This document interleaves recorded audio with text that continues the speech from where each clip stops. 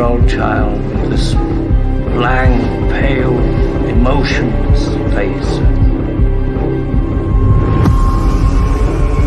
Blackest eyes, the devil's eyes.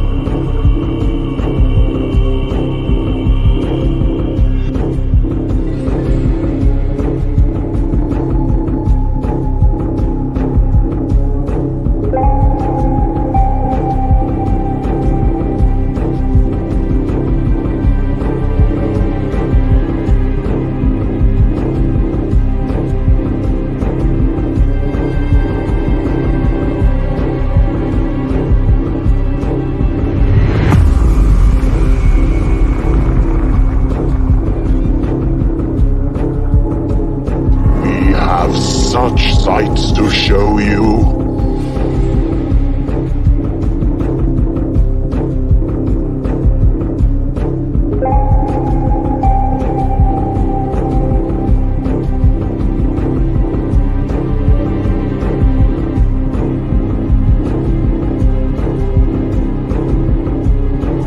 We'll tear your soul apart.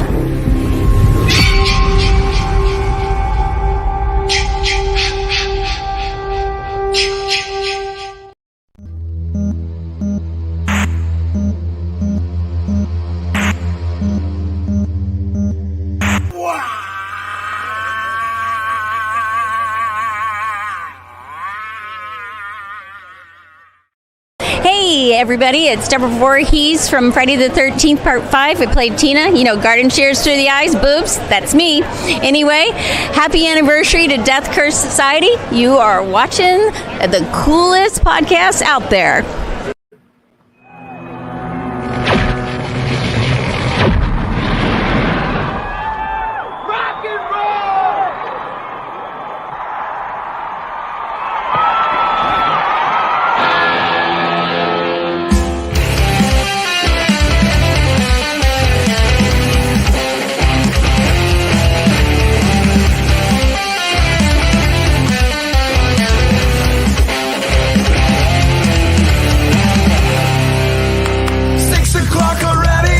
Just in the middle of a dream,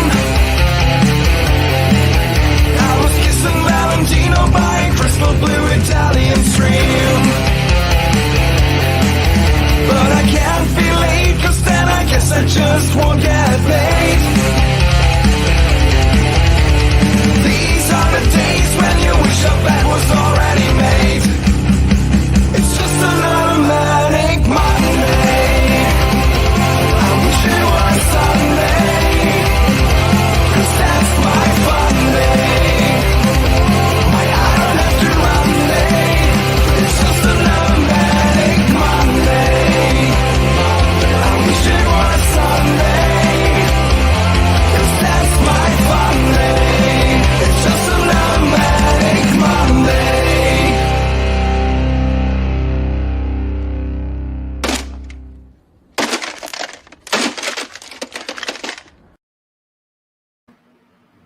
Woo! Forgot we was live for a second. You were doing something down there. What was going on? Pulling my pud. Oh, okay. Again, on the air. Doing our new That stuff. might- Just get them worn in, Yeah. You might gonna get us yanked off the air again. Yanked. Get it? I see what you did there. Possibly. Oh, Damn, man. How's everybody doing out there tonight? Yeah, we're already dropping viewers like flies. How's everybody doing? I hope you guys are having a great day.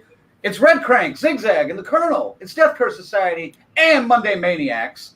Or, as Carrie over in the UK says, it's Tuesday morning for her. We got to come up with a different name for the show for her. I guess we could be the Tuesday twats for the UK folk. You know, I don't know. No. No? Nope. Yep. No. Sorry. You get a thumbs up for me. 2 against 1. Tuesday twats. What? Arnold Schwarzenegger and the Tuesday Twats.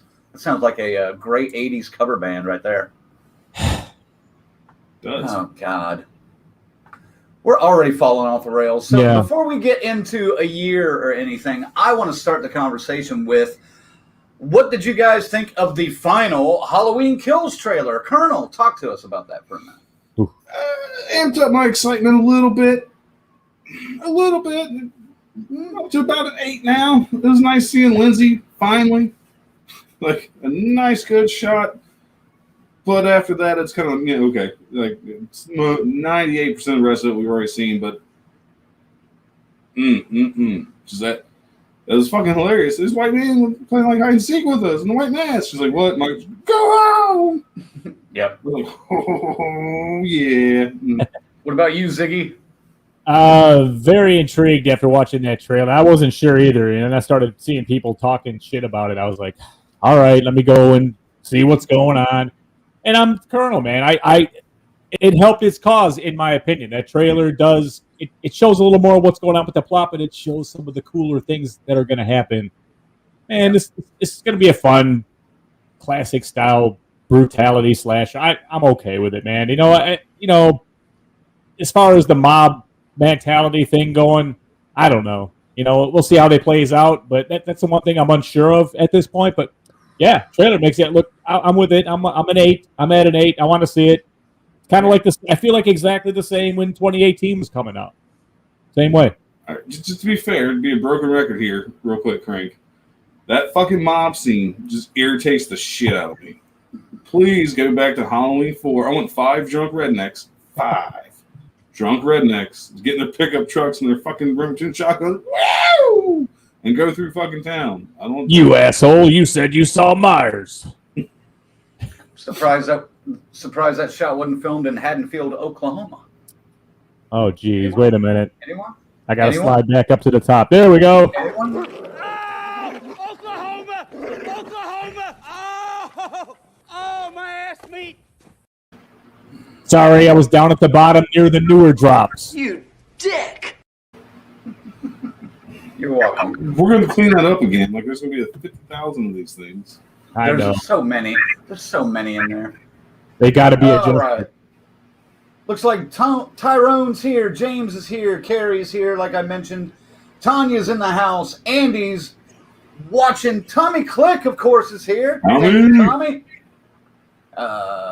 Mention her. Luke is watching this and hopefully Green Bay choking. Ooh, we may have a couple of Wisconsin fans up in the house. So. But you also have a Lions host. So, yeah, I got it on right here. It's silenced. So hopefully it won't be too distracting. But, yeah, we got a lot to talk. 1990 is a good year, but I've got things too, man. I dug up the episodes for Eli Roth's History of Horror coming to AMC starting October 1st. We can lay the topics on you, the episodes, and see what you think. And then, hell, I'll just say it right now, just my plans, Zigzag's plans for the week. We did how did you enjoy the Living Dead Dolls unboxing, as disappointing as it was? That's like when you say dolls. Dolls. All right, well, anyway, we have one. I got another one. I was sitting out there thinking about it. What else do I have in the vast archives in here that I could open up and it'd be somewhat interesting? I got one that's not as cool as, a Willy Wonka visit to the Living Dead Doll Factory and get a custom doll, but this is kind of cool anyway. Something called Messed Up Puzzles came out. We've mentioned it on the show before. Picked these up at Whorehound, I want to say Indianapolis, when we had the booth and stuff. Was it MD or was it Cincy? It was because I didn't notice 2019. I just know it was 2019. That's all. It was 2019. Okay, so we got this Maniac puzzle here, but if you can see, Ah. Limited to 500 of this version, and 1 in 25 autographed by director William Lustig. I don't know. We're gonna open it up. We'll see. I'm, I don't. Maybe I'll do a fast forward or something, and it almost looks like you got to put the whole puzzle together, though. I'm thinking the Sharpie will show up on the pieces though once I start looking at them. So if it's in there, we'll know pretty easy. So anyway, coming at you pretty soon. Another unboxing. Not as spectacular this time, but I think it'll be fun anyway. I know you guys are getting a kick out of my huge disappointment when we fail and have nothing. So if nothing else, there you go. God, You got something. Man, if your dog eats a fucking piece of that puzzle, Oh. Dude, I right. also have the zombie one, the Fulci zombie. They did the poster, just the regular poster. But that one, just a puzzle, no autographs. It would have been interesting to see a Fulci autograph on there, but then I'm calling bullshit at that point. We know you love your Fulci. did it from the grave. Lorena's here. S. Michael's here. Carrie also says, I love this version of the song. I think she's talking about Monday Maniacs, of course, or Manic Monday. Yes. That is from a band called Shrimpfield that we found online. Reached out to them and said, hey, we'd like to use this for our intro, if you don't mind, as long as we attribute you and talk about you from time to time. And they were like, fuck yeah. So thank you, Shrimpfield. Patricia's here. Oh, who? Patricia?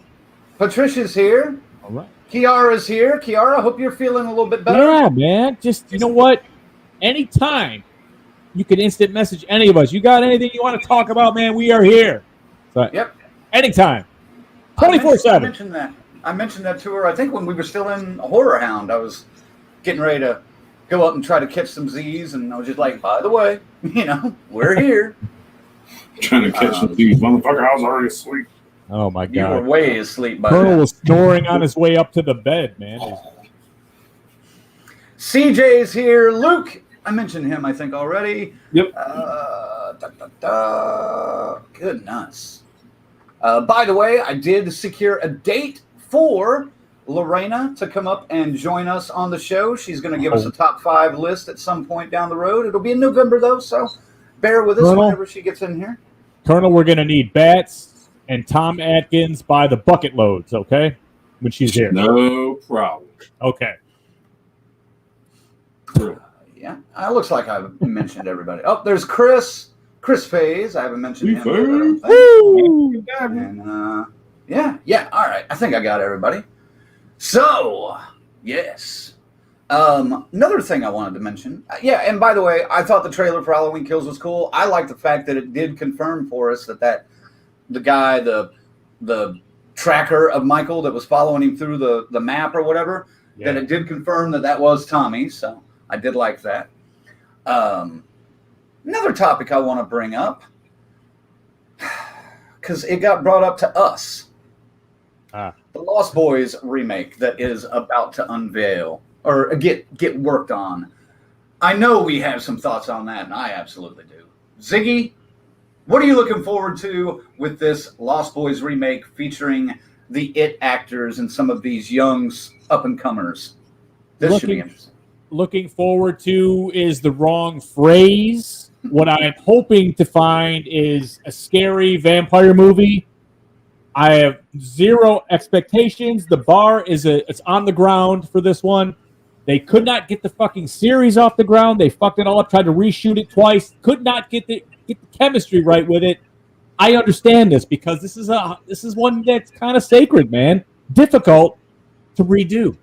So I really have no hope that it's going to be that great. I'm just hoping for a scary, scary vampire tale that, it'll be called Lost Boys in Spirit, but come on, man. This would be a soulless fucking shell of what Lost Boys was.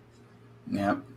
It doesn't appear that you are the only one. Carrie says no to the remake. S. Michael just does the yes, I know, face man. palm. Duarte has a Lost Boys remake. No. Luke says the Lost Boys remake is going to turn into Twilight. That was one of the things I was kind of worried about, and yes, I'm worried about that. Don't F with the original, says Carrie. S. Michael says, Lost Pretty Boys. Yes, Yeah. I made that. Well, I didn't make that exact comment, but I did mention, look at these little pretty boys in here. They are, too. They're all like, they have like great skin for teenagers, which fucking weirds me out. What the hell, man? Well, at least they sleep. You only sleep at night knowing they're not allowed in China. True. You can't be too free in China. It's against the law now. God damn it, Colonel. They're getting my summer vacation plans.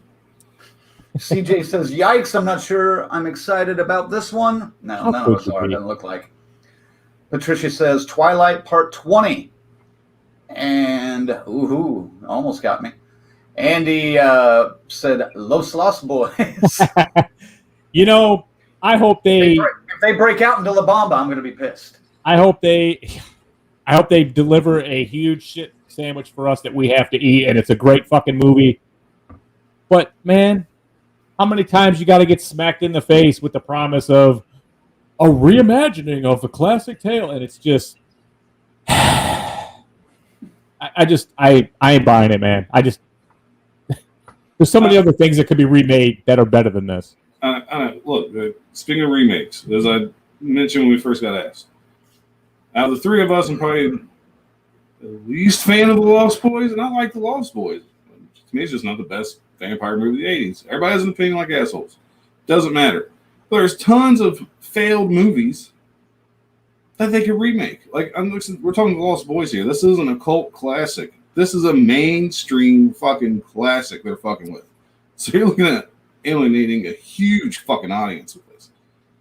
They're going to fuck this up. They're going to fuck it up. So honestly, I hope it gets stuck in hell, like the TV series, never sees the light of fucking day.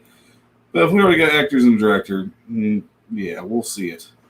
We'll have to go see it too. Fuck. It's going to alienate pretty much anyone 35 and over, which is, 30 to 40% of the movie-going audience. So, yeah. I'm going to quit the show for real when that movie comes out, and I'll come back. So you don't have to review it? Yeah. I quit. Fuck this shit. You can always use your fuck this shit, I'm out card. Yeah, nothing would please me more, man, than to come in and go, you know what? We were wrong. What a fantastic, scary-ass fucking movie that was. Bloody and gory. Wow. I don't want to picture that coming out of any of our mouths after we do see it. So, See, we're not, I'm not trying to toot our own horn or anything, but we're not wrong very often. Well, we're just not. I'm just saying, how many times you get the same sale pitched at you over and over and over again, and it's the same result. So, prove us wrong. Yeah. Luke has a point, though, that I'm going to bring up. I know not everyone agrees and respects that, but a few remakes have sold me on the reimagination of a classic story. But that's less than a handful. Very few. Yeah. Top of the list, Fog 2005. Oh, you motherfucker. I'm surprised that hasn't made it to the movies that shall not be named list yet. It should be, but Colonel, for that. What a dick. Thanks. Oh, man. But I did, and it kind of relates to The Lost Boys, but I did get a little bit of information. I'm not even sure I can share this yet, but one of the films that will be screened at the Rodeo Cinema Slumber Party event that's coming up here in October that I might be hosting. It's not confirmed yet, but I might be hosting that. Is The Lost Boys. And it's going to feature music from, as it was described to me, Sweaty Sax Guy from the movie. He's going to be there live and performing, and then they're going to screen the movie and like 5 or 6 other movies between 9 p.m. and 6 a.m. So I'm still working out all the details if I'm a part of this or not. But if you're in the Oklahoma area, get ready. If that happens, I swear,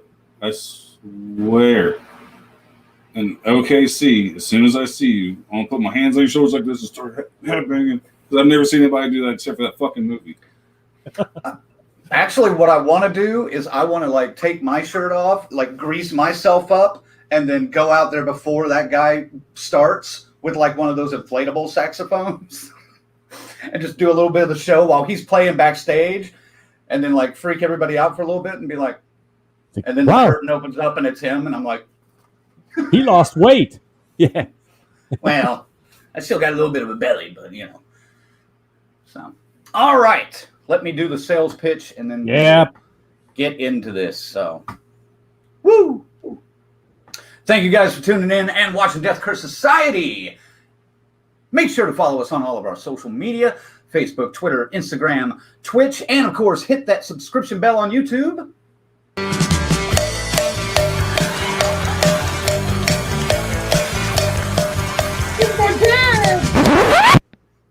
Not that bell. This bell.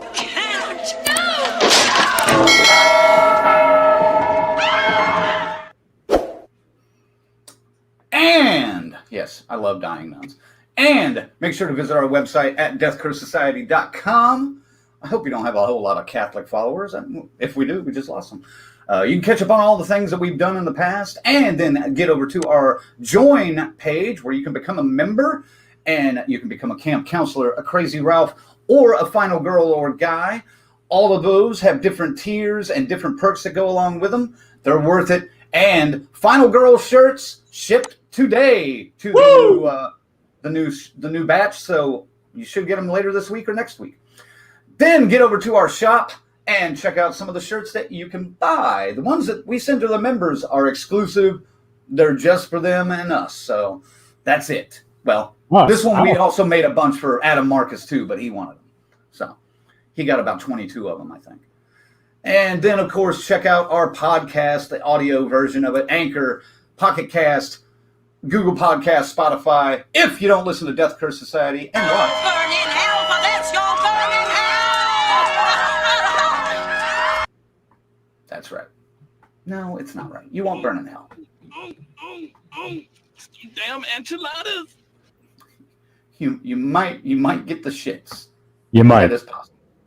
By the way, 7-0 Detroit Lions. Just so if you were wondering. Dude, they're going to lose 47. Who cares? I'm not wondering at all. And I want to thank I had to break this up finally. The list was getting too big. Wow. I want to thank our members, the final girls, Corey, Chris, Lorena, Christy, Luke, Tanya, and Tyrone. And Tyrone, check your email in the morning because I sent you something that we need to talk about. And then, of course, our crazy Ralphs, Angelo and Peter. Peter's going to be on the show with us again here in November as well. And our camp counselors, S. Michael, Stacy Lynn, Kiara, and Dave.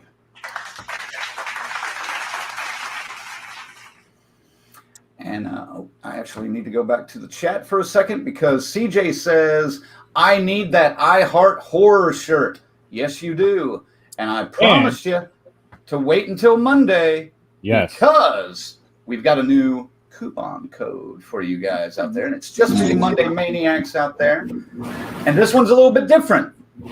You can save $6.66 off any item over $19.99 by using the code The Devil's Eyes. I thought that was a lot of fun. So if you go over to our shop and you're looking to buy something, one of the clocks, the new leggings, the water bottles, a t-shirt. T-shirts count. I think the only thing that it excludes are the buttons, the stickers, and maybe the face mask. I think the face masks are a little bit cheaper. I think they're $15. So fuck, we would owe you money on some of that stuff, so we do it. Crank, tell them what else is going on. If they do buy a shirt or something, tell them, man. I'm getting to that. It's pretty much free shipping. So, does Colonel even know about this? Of course he knows. But if you buy anything in the store between now and Halloween, you will be entered to win. Hold on to your butts, folks. This autographed photo of Danielle Harris that we picked up at Horror Hound this weekend. Where's my sock? The more you buy, the more entries you get. So I can't read. Let me see if I can get in here. Yes, anything under $15 gets you 1 raffle ticket. Anything 15 to 25 gets 3. And then items above 25 get 5 tickets. So that's how you do it. Start shopping and good luck. And this will be you know what? It's in a little protector sleeve and everything. Oh, yeah. So. We don't fuck around, folks. That's just a little bonus. That's a little bonus for our 3rd anniversary. We wanted to give back to the fans. So. And we might add a little more to that. I kind of teased it last week. And now it's gone. So if you want, who knows, we might throw a picture of an actual dick into one of the winners as like a runner-up. We might do 2 drawings. It's a good picture, too, from a great movie, a great scene. But unfortunately, the name we cannot mention, he's from now on forever be known as... You dick! That's it. We can't say his name, though, really. No. Unless we use it in the hashtag. Hashtag Billy Dick is totally legal. If you say it that way, it's fine. All right. So, hashtag, this one's for Carrie, hashtag Billy Zane is a twat. Yes. That too. It's good I remember some of these things. I think that's all the sales pitch I've got. And, things. It's only 9 o'clock. Yeah. All right. See you next week, everybody. Good night. Go buy some shit. No. No, I think that's it. Yeah. Coupon code, members, sales pitch. Yeah. Yeah. And Daniel? Yeah. There's just so much this week that I had to get through. A ton. Yes. So, this time we're doing top 5 of 1990, ladies and gentlemen. Wow. So, if you've got a list, make sure to throw that down there in the comments below. And, yes. I like this. Yeah. Hold on, though. Kiara says, Zilly Bane. Zilly Bane, yep. You didn't say it. He's a dick. I just, I can't say that the video will never be played again, but dude, he got his trophy. He got his trophy. He doesn't deserve any more airtime. And exclusive members, there may be a commemorative shirt on this historic event coming your way down the line. We don't know yet. We're trying to figure it out. So, you like that? There's 2 really good picture ideas we've had. So it's like, See, I just threw that one together in like 5 minutes too. Well, just like, I wanted like the red stamp, Right. No, I know what you're talking about. You know what I'm saying. I wanted to go with the Clerks thing though. Oh yes, I got it instantly. I went, yep, that's good too. Oh, good Lord. All right, who's starting the top 5 in 1990? Who wants to be the Thunder Stealer and Prick?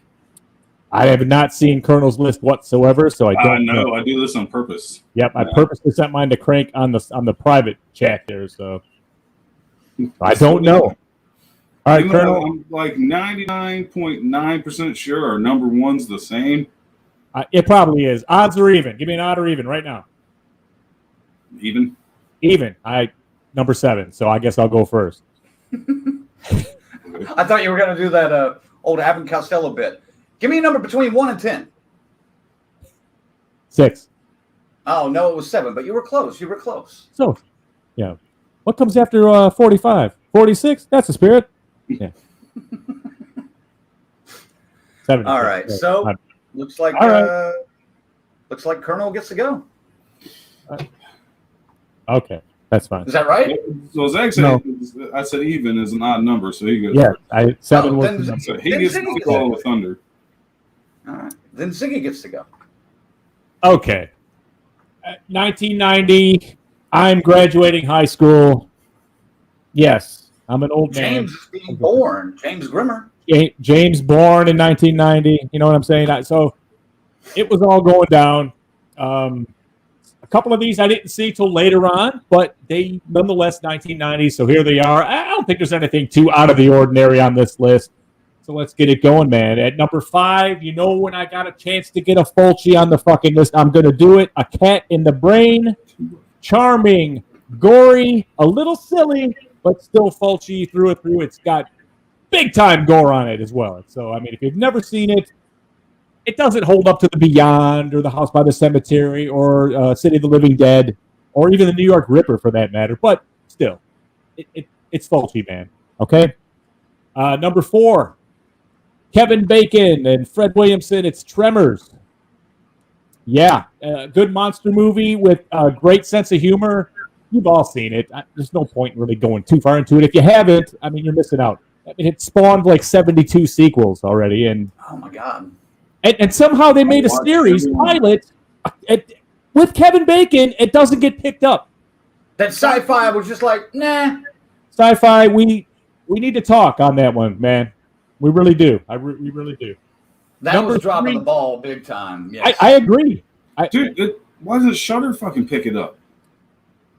Or even fucking Netflix or Hulu or May have something. been money. Probably You not think they cheap. didn't? It's pretty cheap. You think they didn't shop it around? Maybe it is not good. Maybe it's not good. I don't know, but it just seems like that was be a natural, at least for one season. How about in internet episodes and shit? I mean, what the fuck? What do you got to Dude, lose? there's so many options, man. Fuck, Halloween Kills is coming to Peacock. Yeah. You know, there's Prime Video. There's everything now. You could do it besides Shudder. There's so many places you could do that. And I think it would have been a hit, but fuck me. Shudder. Well, in 1990, the original was a gem. It's got a little bit of everything. It's got good gore in it, but like I said, the humor is so good. It's so tongue-in-cheek and everything. It's just great. Just fucking laid-back hillbilly guys in the desert. I forgot to mention. I can't believe I almost forgot to mention this, but it also has Reba McEntire, fellow Oklahoman.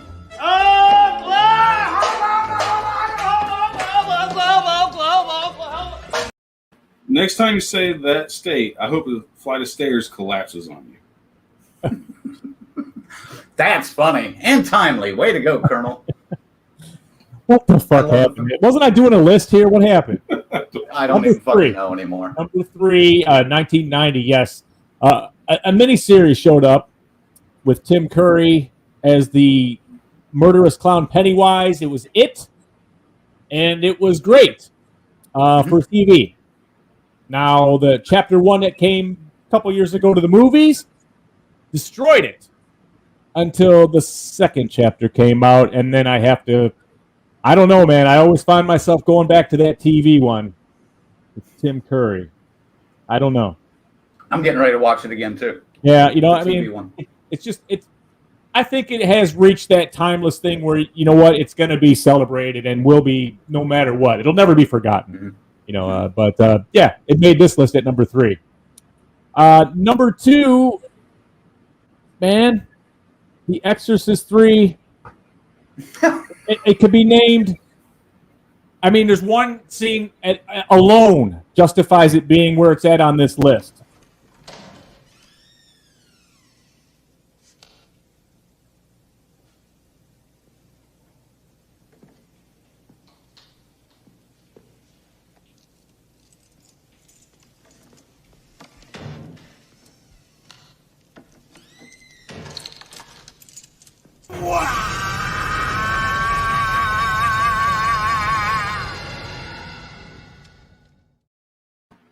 All right, sorry, I had to get the Y&O in there, but it's still terrifying without the Y&O in there to this day. That scene is one of the most messed up jump scares of all time, and yeah, it puts The Exorcist 3 at number 2 on this list.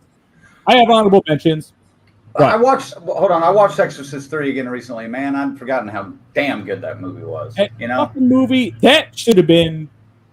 Don't you think that should have been like the sequel? I mean, directly. Yeah. You know what I'm saying? One? Yeah. I mean, I love George C. Scott's like absolute overacting in a bunch of scenes. It just fits so well. It's just like he's so tired of it. He's like, "Fine, I'll do your fucking movie, but I'm gonna do it like this." You know? I'm like, great, all right. It's just got so many good scenes in it, man. So good. See it. I have honorable mentions. 1990. There was a lot of them. Started at the top. You know, what was it? Jeff Daniels, Arachnophobia. I like spiders. I dig that kind of thing. It does get a little uncomfortable at times if you are afraid of bugs because it's overwhelming at times. And there's scenes where, you know, he depicts a situation where he remembers being a baby and a spider crawling up and coming down at his face. I fucking live that shit, dude. So when he started telling that story, I crawled out of my fucking skin in the movies, man, when I saw that. So, and It's silly too and funny, but I like it, man. It's a good monster movie that's kind of grounded in reality somewhat, aside from the giant African spider that falls, gets carried by a bird and shit like that. But anyway, honorable mention number 2, Child's Play 2. This is where I think was the last effective one for me, where I kind of was like, all right, enough with the Chucky already. The first 2, yes, all day, yes, and and look where we're at now with them. Of course, yeah. Some of you, sure, Bride of Chucky, okay. I'm not saying nothing, but Child's Play 2 in 1990, excellent. It was a great continuation of the original story, and I hope we see some people coming in from that movie into the. We already know a couple of them are coming into the series that is coming out here, so more to come on that. My final honorable mention, another decent one that I was really, really surprised about. Psycho 4, the beginning. Henry Thomas in there, Anthony Perkins too, but just well done. And this is prior to the really kick-ass Bates Motel we got years later. So, love that show. That, obviously is light years ahead of this one, but in 1990, this shit was pretty good, man. Which leaves us with one more film to talk about. It should be fucking obvious. I was going to say, anyone in the comments want to guess it before he says it? Hurry. Somebody mentioned sequels that were better or just as good, or remakes that were just as good. This is one of them. Tom Savini's take on George A. Romero's Night of the Living Dead. Excellent. The fucking interaction. I can't see Colonel. My list is up. I don't see what he's doing. Is he giving me the finger? Probably because that's his number one. He's just shaking his head. I see Craig. I can't see Colonel. But yes, man, I'll right down to the ending that they twist it just right, where you don't see what's coming, and it's so fucking satisfying the way they took it. I love it. Barbara, the hero, and not Ben, although he is to a point. Tony Todd, mwah. As far as remakes, somehow this one always gets overlooked when they talk about good remakes. They go right to the fucking 2004 Dawn of the Dead and pass right by Savini's gem, with the blessing of Romero popping in and overseeing the whole thing while he directed it. So, it ain't like he didn't have his prints on it, too. Night of the Living Dead, 1990, number 1, baby. All right. And by the way, it looks like somebody just picked up 5 raffle tickets. That's why it took me a minute to get the Psycho 4 or the Night of the Living Dead banner up there, because I just got an email notification that covered up all the posters. It was like, I can't get to it. I got to wait for that to go away. But S. Michael just picked himself up 5 entries for the Danielle Harris giveaway. Like I mentioned, we're giving away this. We're not giving away Danielle Harris, although that would be sweet. Although I would rig that drawing day in, day out. But we're giving away a autograph photo. We just had a right. We just had a right. Happy Halloween. It's not customized to anybody, so. And it's just look at it. Who everybody needs Danielle Harris. Everybody. Can we make this any creepier, guys? S. Michael picked up one of our Friday the 13th clocks that's available in the store right now. So thank you, S. Michael, and good luck, sir. Good luck. Now let's get to some of the comments. Well, before you get to the comments, I don't be told, Dick. Nice list. Nice list. Thank you. Where's it at? There it is. You got it? Because I'm I got it. Oh, I almost hit the Oklahoma one again. No, don't do that.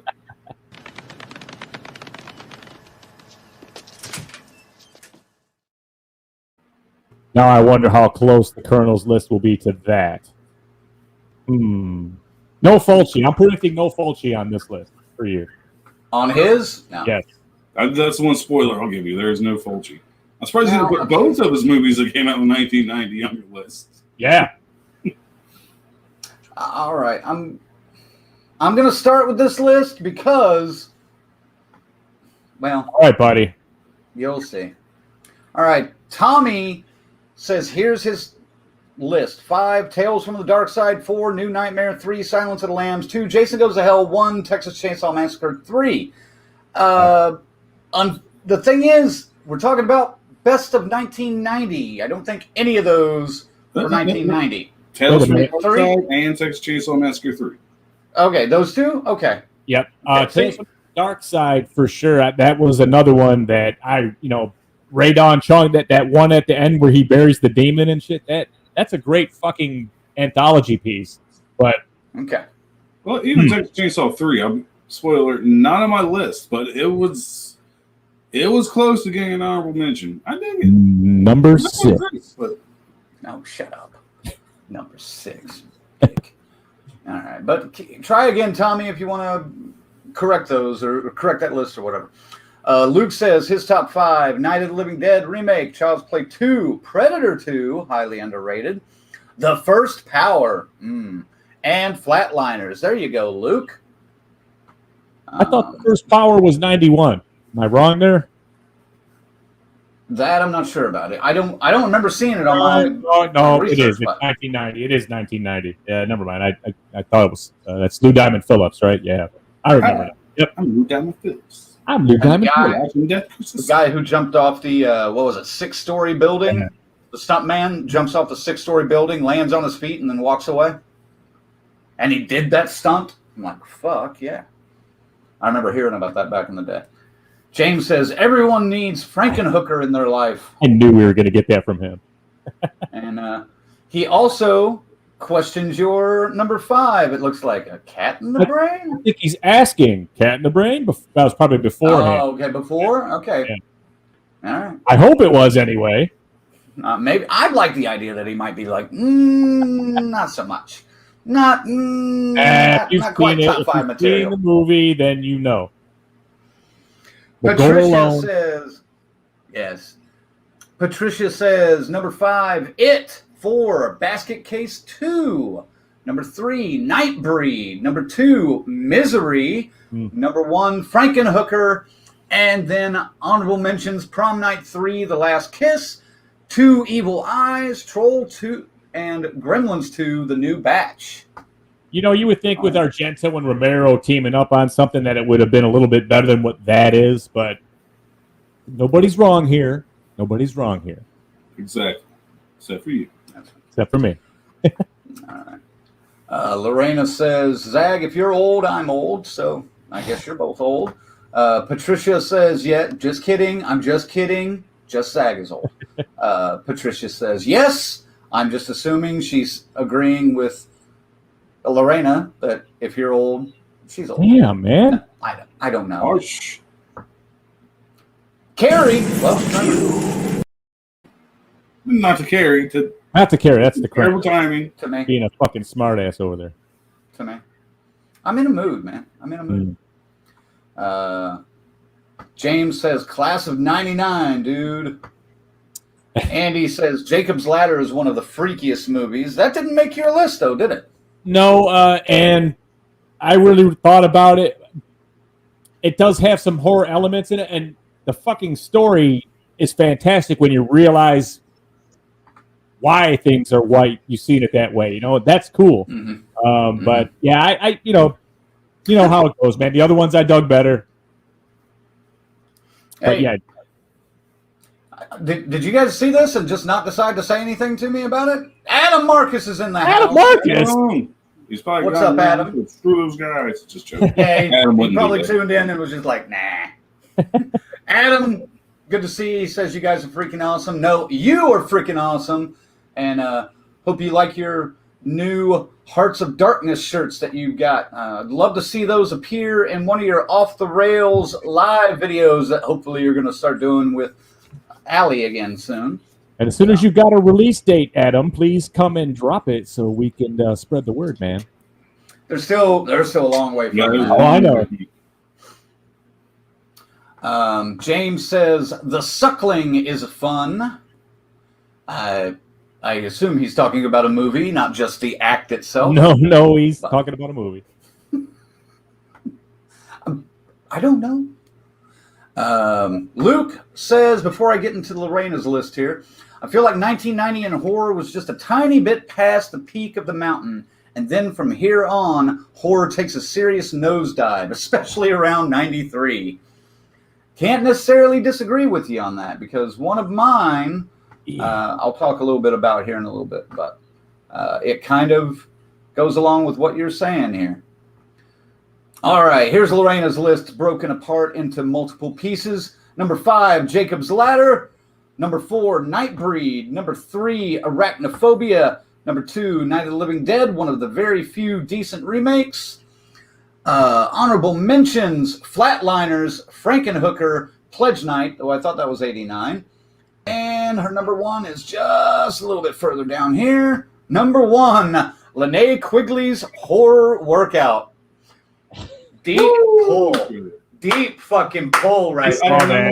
I knew when I was going over my master list in 1990, I was like, there's Lorena's number 1. I didn't even... I go, someone's going to pull that one for sure.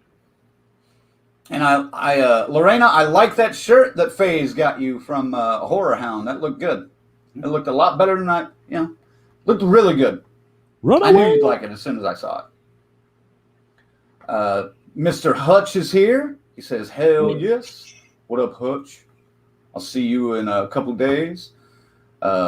James got, a cat in the brain. The Suckling, got probably. On DVD, or the Suckling, maybe? Yeah. On DVD for cheap. Carrie, he's asking about it. Yeah. Carrie loves Arachnophobia. Luke is excited to see Adam in here. He says, hey, brother. Man, you guys are going nuts.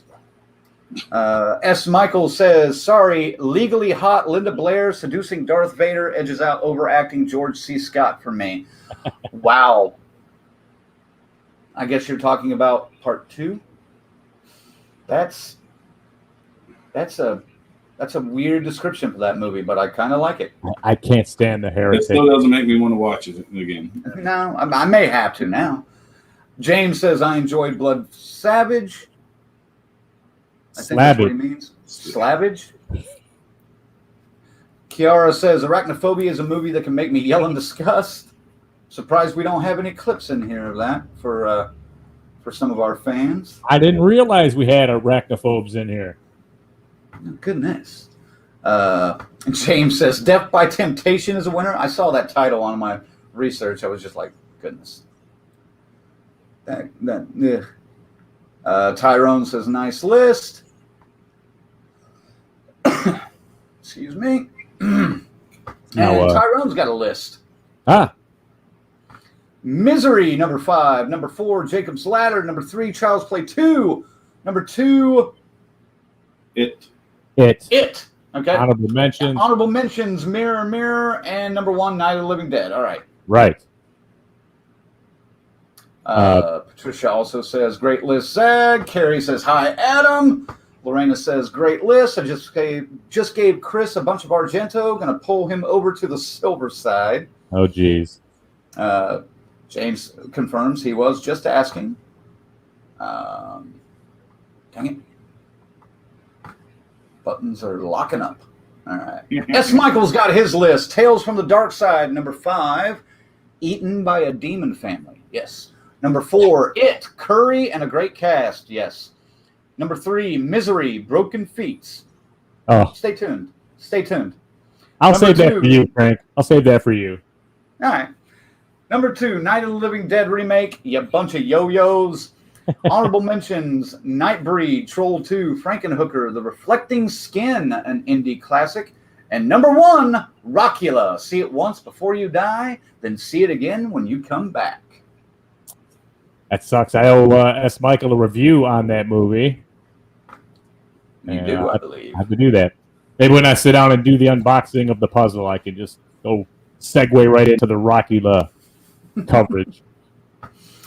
All right. Luke says Gremlins 2 gets props for having Slayer's Angel of Death in the movie. True. Yeah. S. Michael says Monarch to the Kingdom of the Dead.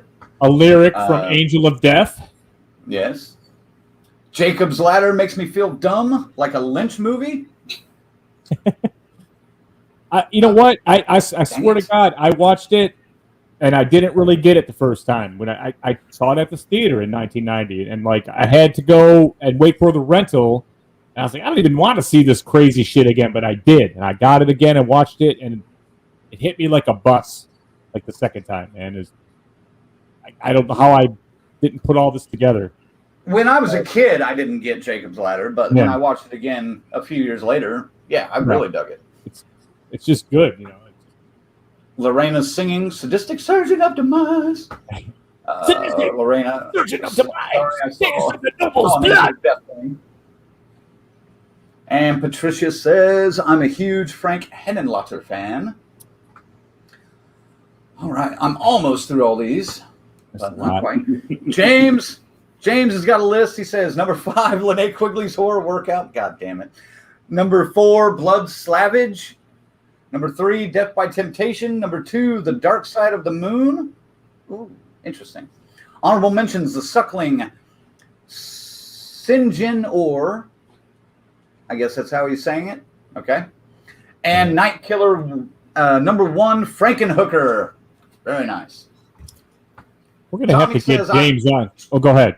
Yep. Tommy says Child's Play 2 is all right. I love the good guy doll.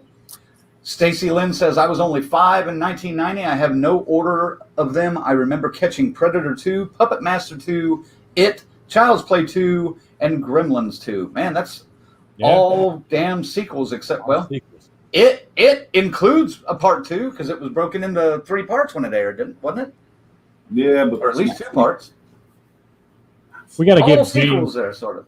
We got to give James like just a James out of left field pick of the week or of the month or something, just to get some people on board with some of this crazy shit he comes up with, some of these foreign gems that we might be missing. I think some of them need to be maybe our members only live commentary down the road. Oh. Yeah. We just, some of these I've never seen. I don't know if you guys have seen them, but especially if it was one that none of us had ever seen. Yeah. And then we all watch it and they're just like kind of Mystery Science Theater 3000 and shit. That'd be fun. He'd be like, shut up, you assholes, and watch. Carrie says Maniac Cop 2. Yes. Lorena says, thanks. I love that you guys found the nichiest geek stuff out there for me. That's what we do. Emily's back. Emily, welcome back to the show. We don't really have a list, but one very underrated 1990 film that I like is Begotten. That film is art. I have to look for that.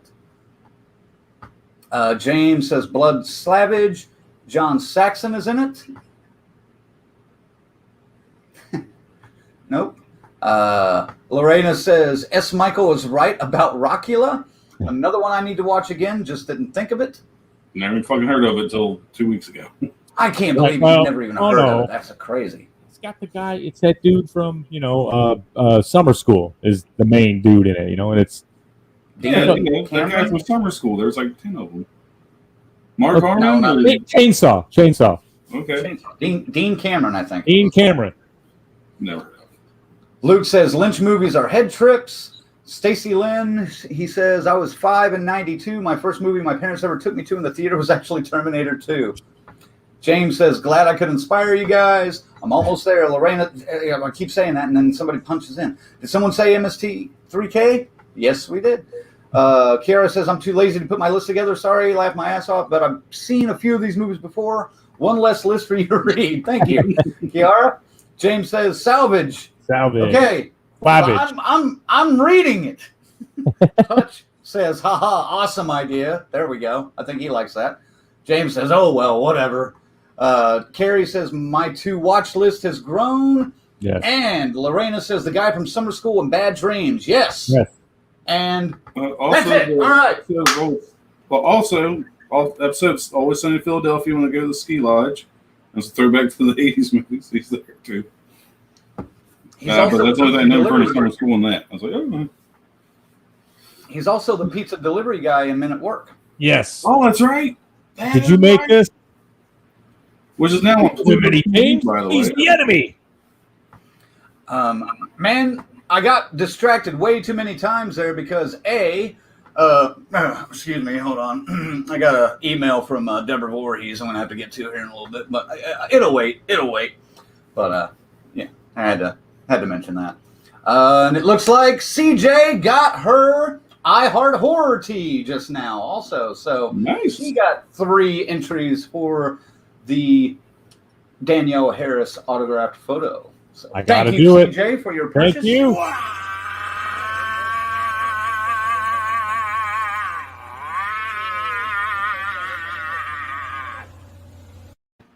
Nothing. I really hope like he's doing this and the fucking amber from a cigarette. Nothing makes YNL happier than a T-shirt purchase. That's right. All righty. So, Colonel, you ready for your list, or do you want me to go? I could do it. We right. all know your list is going to be nothing but Stephen King shit. So, maybe. so I'll go ahead and give the same list the folks have already heard before they get a brand new one. Yes, the year 1990. The last year my Reds won a World Series. Oh. I don't remember it well because I was 5. But what's good about this list is, unlike do something from the 80s, especially the 70s, I didn't watch a lot of those movies till my teen years. Some of these I actually remember when they were released. So it's more or less my list is a combination of nostalgia, movies I watched a lot, and things that just blew my mind the first time I seen it. So coming in at number 5, I kind of wish I had it higher on my list now that I'm looking at it, but fuck it, it's too late. The Exorcist 3, because it is a great fucking movie. Fucking Brad Dourif fucking kills it. Yes. Oh my god, he fucking kills it. To me, that's my star of the fucking movie. He's fucking so good in this movie. But we already touched everything else, even one of the best jump scares of all time. So I'll move on to the next one. I'll admit, this one I did not see in 1990. I didn't watch this to my early 20s. But boy, did it blow my fucking mind. Jacob's Ladder. Such a good fucking movie. I'm kind of Zag. Like, could be horror. There's horror elements, but it's just so fucking good I had to put it on the list somewhere, and it deserves more than an honorable mention. So I had to tuck it in at number 4. Jacob's Ladder. It stands where man passes away. Tucking it in. Tuck it in. Oh, word. Did I just say that? Oh, wait. Word. Oh. But he just talking. Oh. That just gives me nightmares of that horror hound guy. Oh, wait. Not even that guy, but this guy is, I think, even more bizarre than that guy. But I want to go to that place so bad now. I do, but I'm afraid I'm going to wake up with it tucked into my face like this. Just hovering over you like, oh, word. But I can see the crabs, dude. What the fuck? Back up. Speaking of crabs, coming in at number 3, Nightbreed. Kind of shocked it wasn't on Zag's list. Yeah. Number 6. You know why? Aside from with Nightbreed, I was so infatuated with Dr. Decker and wanted so much more with him involved. It kind of leaves me with a disappointed taste in my mouth with Nightbreed. I think that's... I can see that, though, but Cronenberg still kills it as Dr. Decker, man. I mean, that's why it's so high on my list. Yeah. Fucking Dr. Decker, man. And it doesn't help that Boone is also in one of my favorite football movies, The Program.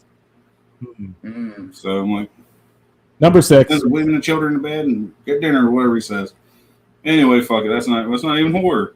Coming at number 2, mainly for nostalgia reasons, because I fucking loved this movie when it first came out, and I still fucking love it. Tremors.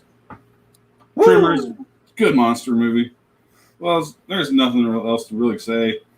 Even though I just now found, like, Ruben McIntyre's in it. My mind was blown, like, literally a month or 2 ago, and I realized that dude was the guy from Family Ties. I was like, what? I just now realized that. Oh, my God. Can't believe you didn't know that. I was like, what the hell? I mean, Family Ties is before my time, though. Come on, guys. God damn, I didn't miss a lot of those episodes growing up. Yeah, Reagan may have been president when I was born. Yeah. Well, I sure as fuck didn't grow up in the Reagan era. It was like, wasn't that like fucking the Bill Cosby show right into Family Ties or something? Wasn't that must-see TV Thursdays back then? Yep. Cheers and Night Court and all that shit. That's where must-see TV was born as a term. We were there, man. We were there. Yep. Nope. Colonel wasn't. We were there. It's just still a twinkle in my daddy's eye. Anyway, so my first honorable mention is Arachnophobia. I remember seeing this movie, and it scared the shit out of me when I was a kid. And the main visual always gets fucking John Goodman stepping on that spider, unless his fucking goo coming up and shit. Still a good movie. It's been a few years since I watched it. I need to change that and watch it again here soon. The second honorable mention, I didn't want to put it on here because it is a TV series. I really try to avoid putting it on my list. You guys probably know where I'm going with this. Is it good? Yes. Tim Curry kill it? Yes. Great cast. Again, miniseries. I have a hard time putting TV movies on my list. But compared to the other ones I could have added on here, sorry guys, I know I've seen Frankenhooker a few times. I have never had the desire to see that fucking movie. No offense, I still don't. I can watch it on Shudder. I'm like, no. I just do no. So it gets on here by default because it is a good fucking movie. Now I gotta watch Frankenhooker tonight. Yeah, and the 2017 version did not blow it away. Well, it was good. I just thought this was scarier, but then again, I've seen it when I was young, and I was more prone to be scared watching these movies instead of just sitting there like, it was good. You know? Judging it. Yeah. And my last honorable mention, I had to put on the list somewhere. I'm with Zach. Child's Play 2. It's a pretty good fucking sequel. Honestly, it's probably one of the better sequels made. I don't know what he's doing. I'm staring at Crank, so I need to stop looking at it.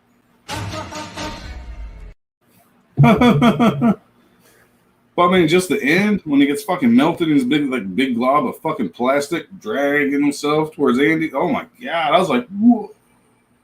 That was scary. That was scary as shit. Yeah, that's what I'm saying. Sweet. Touchdown, Detroit Lions. 13-7. I saw that look. I saw that look on your face, like, ooh, something good. Unprofessional, man. Fucking unprofessional. You know how many Bengals games I missed? 14-7. Shit when we're recording. Because he was a lot of Lions games too. How often are these fucking assholes on Monday Night Football? Let me ask you that. I'm surprised they didn't make that a Thursday night game, but why are we even fucking talking about football right now? So coming in at number one. Even the sun shines on a dog's ass once a day. That's right. Right there, man. It's right there. Last week. Coming in at number one, Night of the Living Dead. I'm trying to think of something to say Zag didn't already say. Yes, it's one of the better remakes. Definitely overlooked, even by the director himself until recent years. Tony Todd kills it. I really love how they took Barbara and made her a strong character instead of being a fucking useless fucking character in the story. And plus, Bill Moseley. You gotta fucking love seeing Bill Moseley in that bitch. And the fact is the cheapest, fakest looking dummy that ever hit a tombstone in my fucking life. And I don't care. Oh, bro. Barbara. They're horny, Barbara. They've been dead a long time. Good God. All right. I mean, and the ending, he even talked about the ending in that panel we got Savini on when he said he wanted to do this elaborate shot of a full-length mirror, and then Cooper sticks his head out from behind the mirror, and she takes a shot at the mirror and destroys the mirror and hits him behind the mirror. And as he falls, he sees the shattered glass and her reflection, you know. Very symbolic and cool, but they ran out of time and money. So we got what we got, which I loved anyway. I still thought it was great. Because, let's face it, both endings to Night of the Living Dead, the original and that 1990, are fucking knock you down impactful both ways, either way you look at it, in my opinion. And I mean, I love them both. I mean, all that guy goes through, you know, in the first one, Ben makes it just to get shot, sticking his head out the window to, you know what I mean? Hey, let's get some daylight out here. You know, he's probably been in the basement, can't see too well. Pop right between the eyes. Then the 1990, the 90 comes up the stairs, and you know he's already dead. I was so devastated at that, but then what they do with 34 fucking years, whatever. Yeah, it's great. Go back to math class. I don't know. It's been a while. 31 years. Colonel. By the way, Colonel.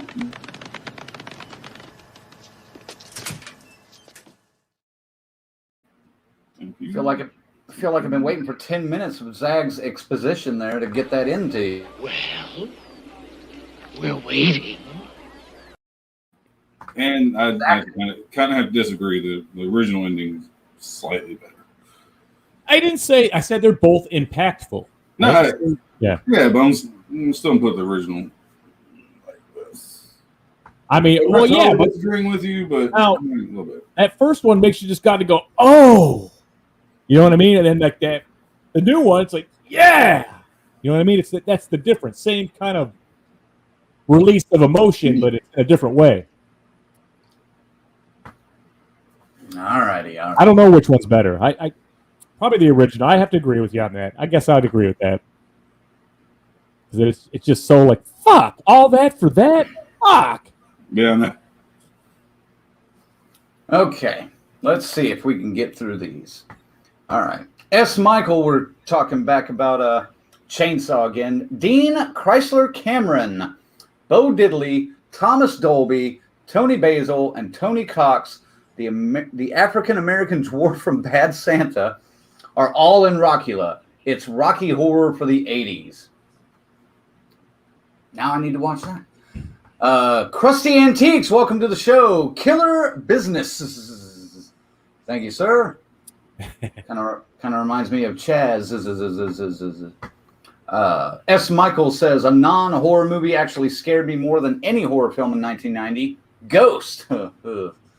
Those shadow demons dragging dudes off to hell fucked me up. I was 15 and about shat myself. Okay, Yeah. Shadow demons, yeah, all right. That was terrifying, big time. I was like, yeah. Oh, wait, I gotta skip ahead here. Lorena says, Demi Moore's haircut get me nightmares. No shit. And S. Michael says, ditto.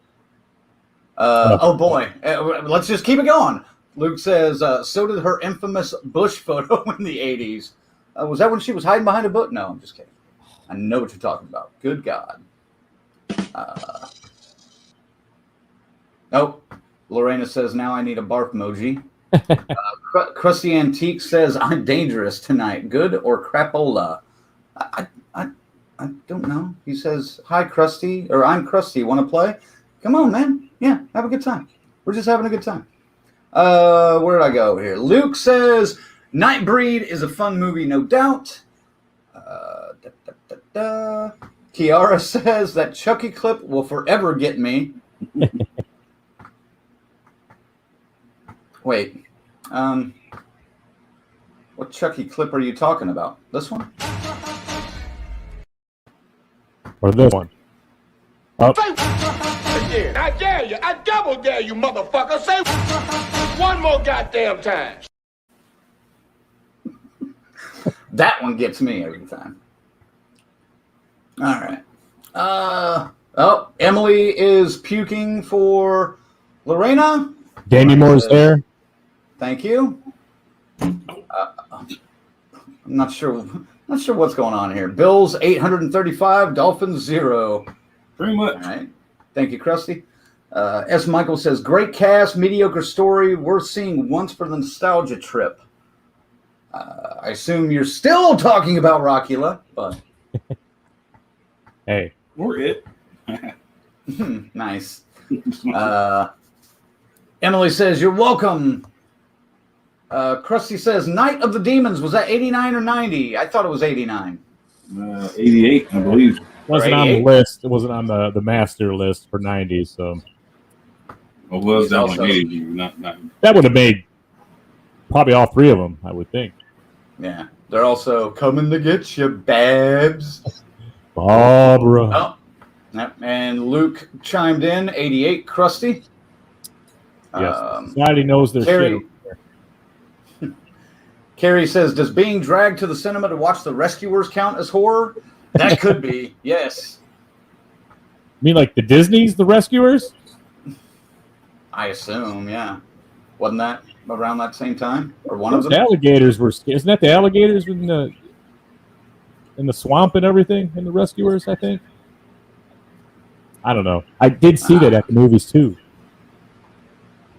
All right. S. Michael also confirms Night of the Demons is 88. Krusty says, I'll see you. Bye-bye. Thanks for stopping in, man. All right.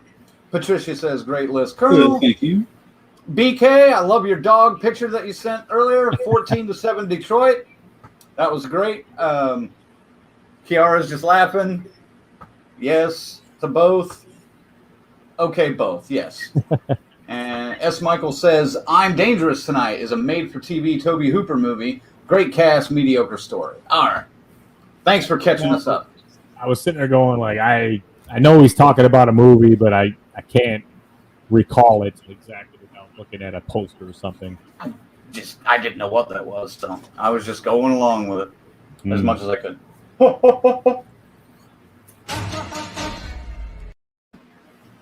And I'm just chilling.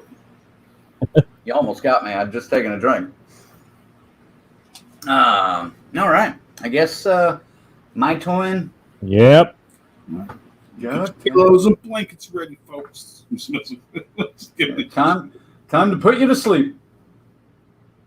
I don't need those. I don't think Twin Peaks released anything in 1990, so you know They did not. They did not. So fuck you. Season 2, episode 12. Yeah, let's see how much of my list Ziggy is watching the football game. So this should be interesting. Already looking. I haven't even started. Packers after 1. Packers what? They're at the goal line. First and goal. Okay. Fumble! New Joe self. commentary is done if you want. And a relevant list for Packers line scored. All right, so yeah, there might be a couple Stephen King movies on my list, but my list is not going to quite be a carbon copy of Colonel's and Zag's. There's a lot of overlap, yes. Starting with number 5, It. Fucking Tim Curry. Yeah. You thought this was going to be higher. You know you did. I did. Okay, so don't be too shocked. Tim Curry, fucking masterful in this movie. Rest of the cast, Harry Anderson, John Ritter, Tim Reed, bunch of other people, mostly known for their sitcom work. And the fact a lot of them wanted to do this to prove that they could do serious roles and dramatic roles, which led to some of them getting dramatic role. Okay, led to John Ritter getting some dramatic roles in movies later on. Rest in peace, John Ritter. Miss that fucking guy. But yeah, I still love this. I've been wanting to go back and watch it again. I saw that it was on, I think, Prime recently. And yeah, so that will be seen very soon in my house. Number 4. This is the one you guys are going to hate me for. Night of the Living Dead. Yes, that low on my list. Yeah, go ahead. Fuck you. I kind of thought you might have an honorable mention at best. No, Yeah. it's good. It's a good remake. It's a good movie. And I like a lot about it. There's just a couple of others that I like more. You guys have said enough about that, so I'll move on. One that I do like more. Wrong. Wasn't me. Is Jacob's Ladder at number 3. The psychological elements of this, Tim Robbins, a fairly young, almost barely kind of known Tim Robbins. I think he had done Bull Durham before this and maybe one or two other things, but not a whole lot. And this was a complete turn from what we had seen him do before. And it showed that he could do some actual acting. Correct me if I'm wrong in the comments, but I believe this was directed by Adrian Lyne, or Adrian Lynn. Pretty big director back in the late 80s, mid 90s time. And this one it's a trip, man. Now, a lot of mine have been remade or had sequels lately, and Jacob's Ladder had a sequel recently that was bad. So avoid that at all costs. Was that a sequel or wasn't that a remake? A remake, Yeah. excuse me. Remake. And for some reason, did I not get this poster for some reason? I'm not seeing it now. that I look for it. I may not have a poster for this next one. Uh-oh. I don't. No, time to start the old wrestling chant. You fucked up. You fucked up. Yep. But that's all right, because I think I have something else for it. But number 2 for me, is another Stephen King, Misery. I don't have a poster for it, but you know what it looks like. Again, James Caan, Kathy Bates, great acting roles. I love those small cast, single or minimal locations.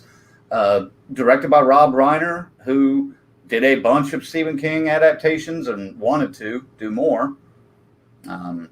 God, he wanted to get a hold of Shawshank Redemption. Can you imagine him getting a hold of that? I don't know if that would have been as good as Frank Darabont's. No. But yeah, and as Ziggy pointed out, not necessarily a jump scare, but one of the greatest scenes from Misery. Here you go. Any for God's... Shh, darling. Trust me. God's sake. It's for the best. Eddie, please! Almost done. Just one more.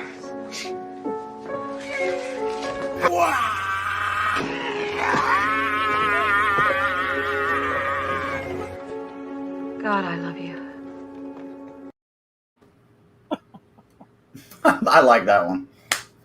I right before the show, or a couple hours before the show today, I sent Ziggy a message. I was just like, ankle-breaking scene in Misery, plus Wino, and go. He was like, done deal. I'll take care of this. Because I wouldn't have had time. I wouldn't have had time to put it together. Yes. And and then he does the second hit. He just does the He shuts his mouth, but And then it comes back. Yep. Very good. Very good. All right. That was my number 2. Honorable mentions. Run through these because I think you guys have mentioned them all. Tremors, Exorcist 3, and Child's Play 2. And ironically, my number 1 was not mentioned by any of you fuckers, but I think a couple of people have mentioned it in the comments. So, Frankenhooker. No, not Frankenhooker. And not Rockula, but very close to those two. If you took those two and combined them, it would be this guy. This is my favorite film by this director, Joel Schumacher. This was the peak. I know it's 1990, but this was, in my opinion, the last 80s horror movie, Flatliners. Yes, I know it was in 1990, but it so 80s because of the cast, because of the writing, because of the direction and the lighting, and even some of the music. It's such an 80s movie. And the Baldwin brother in there with his clunky ass video camera that's always trying to Rob Lowe all the girls, and then Kiefer and Kevin and Julia, and Oliver, such a good fucking cast, man. And again, this one had a remake. Don't waste your fucking time with. Holy shit! I had a friend. I recommended Flatliners to a friend of mine. They went out and got the remake, watched it, called me pissed. And I was just like, whoa, hold on. Who was in it? And she mentioned, I can't even remember who it was, Emma Watson or whatever. And I was like, oh, yeah, fuck you. No, come here. Come over to my place. And she came over and watched it like right then. So, the right one. So, Billy Mahoney. Yeah. And that was kind of, at least, back then a little bit, that was fucking scary. That was a scary kind of idea. You know what made me uneasy is when Julia Roberts went under and like all the fucking and the neon came on and the faces on the walls and like when her dad showed up and shit. That's the horror of this fucking movie. But speaking of fucking Mahoney, That's my rosy red ass, Mahoney. I don't know how I missed that, Colonel. God bless you. But no, this Joel Schumacher later went on to do a couple of the Batman movies, and yeah, they're fun and colorful and action-packed, sort of. But yeah, this was by far, I think, his best work. And yeah, I've always loved this movie. I will pretty much always love that movie. My top 5 of 1990 right there. Thank you.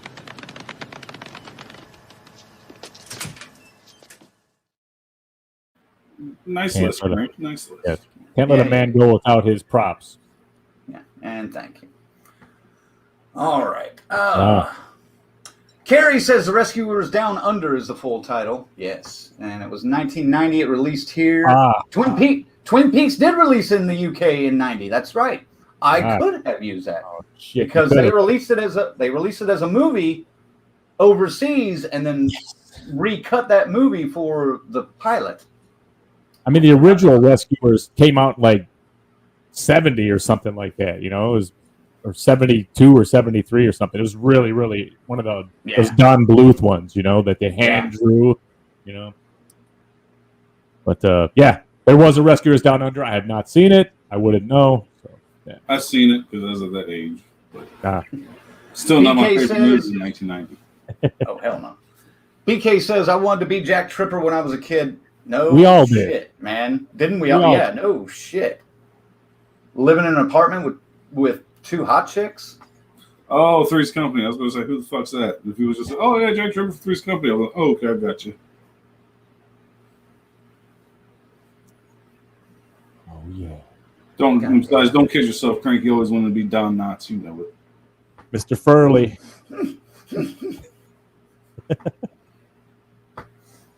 All right. Carrie says, Howard the Duck. He was in puberty then. Was Tim Robbins. Tim Robbins was in Howard the Duck? I haven't seen that in forever, so I can't remember that. You know, was projected to be this monster summer movie, and it was just like walking out, even, you know, I'm the demographic it's aimed at that time. I was like, what the fuck was that? Bestiality for real? Yeah, I've been wanting to watch that again because I remember it. Well, Leah Thompson's really hot in it. I mean, Leah Thompson, yeah, that's why I want to rewatch it. Part of well, who is that? Jeffrey Rush as the bad guy? Jeffrey Jones. Yeah. Jeffrey Jones or Jeffrey Rush? Well, it depends. Are you talking about the Academy Award-winning actor from like the 90s, Jeffrey Rush, or are you talking about Jeffrey Jones from Beetlejuice? Beetlejuice, Ferris Bueller, Jeffrey Jones. Okay, yeah, and then he's later got some little bit of trouble with some pedophilia or something that kind of took him out of Hollywood. But it's like Jeffrey Rush won the Academy Award in like 95 for Shine. Oh no! Yeah, it's Jones. It's Jones. Jeffrey Jones. Because the piano playing guy or something. Yeah. No.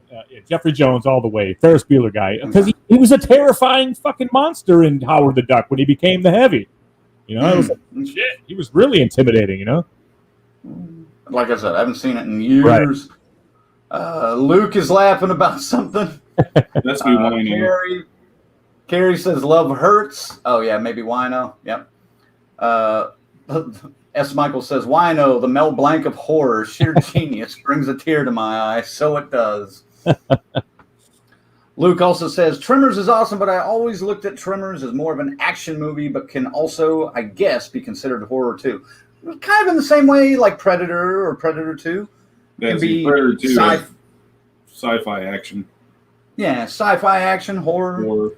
Predator, you know, he was hunting. It was sport. Like, there's innocent people getting killed in Tremors and shit like that. That's what I'm thinking. That's why I think it's horror.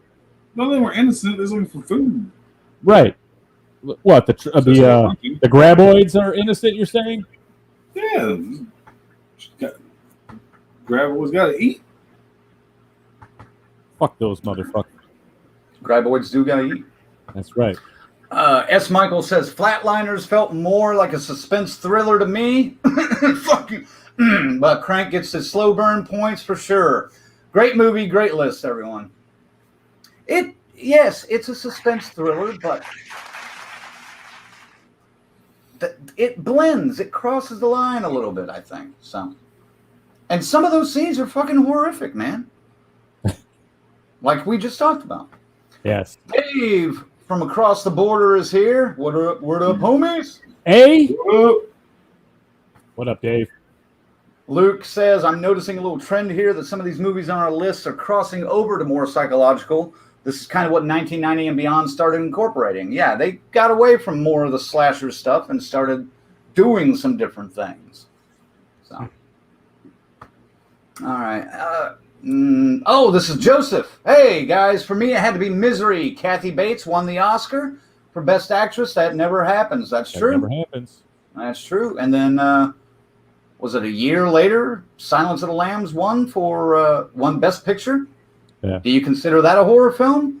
We've been down this road already a bunch of times on this show, but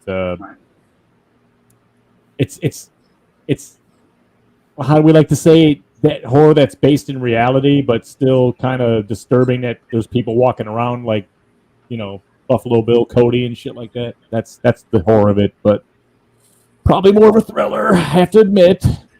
Yeah. Still counts as horror, though, yes. I think, personally. Well, oh, by the way, Joe, good to see you. Loved your story that you shared earlier today. Mm-hmm. Wish I hadn't had a chance to really get on and comment or anything, but it's good. He's just saying, you know what? There's everyone's out there. You don't know what the fuck they're going through. Just if you can, just lend an ear, man. You could be saving someone's life. That's simple. Right. That's simple. Right. Yep. And the fact part of his story says that the National Suicide Prevention Hotline asked somebody to call back a couple hours later when it wasn't as busy. That's fucked up. That's fucked up. So, anyway. Yeah. I digress. I don't want to... Your call is important to us. Oh, my God. Man, that would be like, you know what? Fuck this. Right. I don't want to dive too deep into that. But Right. Joseph, thanks for tuning in and checking this out. And we still need to talk, man. You know what I'm talking about. Lorena says, my kids loved Rescuers Down Under. I've watched it dozens of times. And Don Knotts is the greatest, and I'll still fight anyone who says otherwise. So, was it Don Knotts or Norman Fell, Lorena? Who was the best landlord at Three's Company? I like them both for different ways, but I think you got to give the nudge to Don Knotts just because he did bring. His physical humor was a lot better than Norman Fell's. Well, that Norman Fell, he had to break the fourth wall, smile at the camera. Which everybody loved that. That was the big thing. Oh, Ziggy, you're just ridiculous.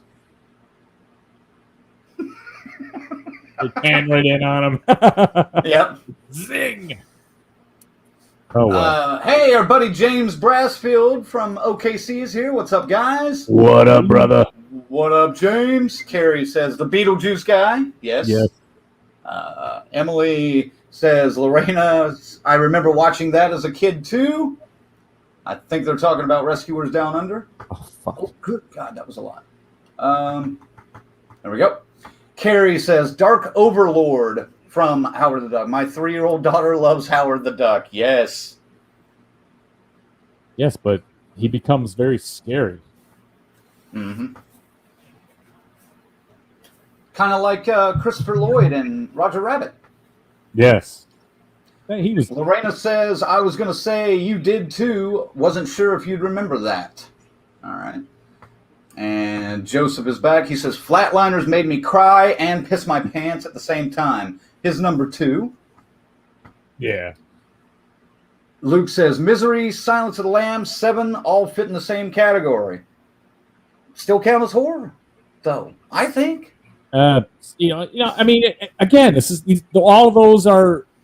It's there's no supernatural to it. It's all just real world everyday shit. But that can be horrific at times. I'm not saying it's not. Yes, that's why I think it is okay. And 7, oh my God, it just never stops raining. The whole fucking movie, I hate it. It's so fucking. You need a towel when you're done with that one until they get out in the desert and what's in the box? We still got to do that. I'm gonna buy a fucking drone. We're gonna recreate that at some point. I don't know when, but it's gonna fucking happen. Maybe when you guys come to Oklahoma, because there will be there will be some areas of like field that we can get to, or not quite desert, but dust and dirt. Faze asks Michael, can you fly a drone? He's gonna learn. One of you guys is.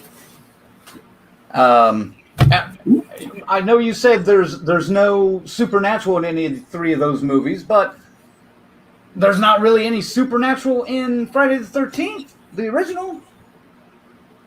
Is there? Well, no, none. I guess the closest that would line up to me, it's probably Silence of the Lambs, because you got an actual like killer.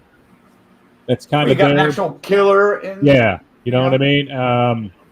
Yeah, that's a great point, though. I mean, same thing with 7, though. I mean, he's operating on a higher functioning brain as a killer. So yeah, so fucking good though, man.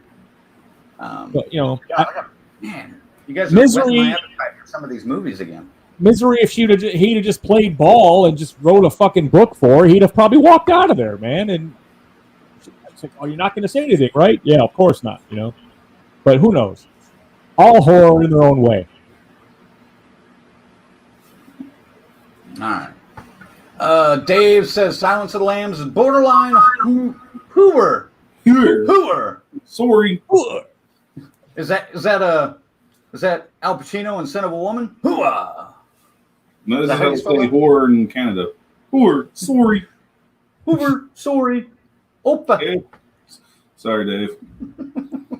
I think Dave has a reply for you. You dick.